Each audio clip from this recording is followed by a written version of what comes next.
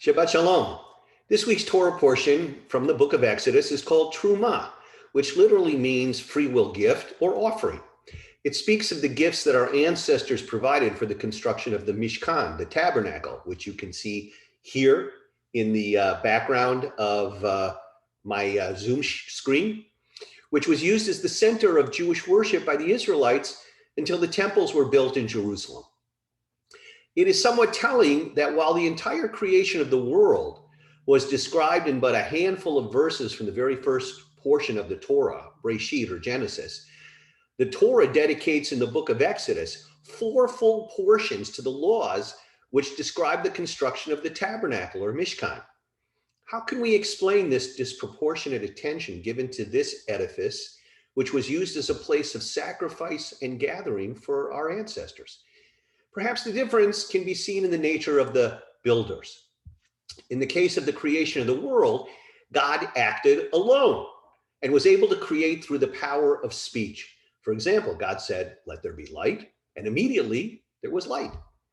Human endeavors, however, are much more complicated. Even though God provides the Israelites with the blueprints for their Mishkan, it is up to the people to gather the resources and build the tabernacle according to God's specifications.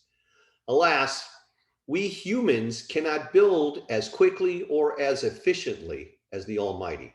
Therefore, the description of the tabernacle required hundreds of verses in the later part of the book of Exodus, whereas the description of the creation of the world takes only 34 verses in the book of Genesis. Perhaps just as significantly, there's another critical lesson that can be learned. In his comment on this portion, the former chief rabbi of Britain, Lord Rabbi Jonathan Sacks, Zichrono Livracha, blessed memory, wrote that God does not live in buildings. He lives in builders. He lives not in structures of stone, but in the human heart. Perhaps we can now better understand why the narrative of the building of the Mishkan was far longer and more complicated than the narrative describing creation.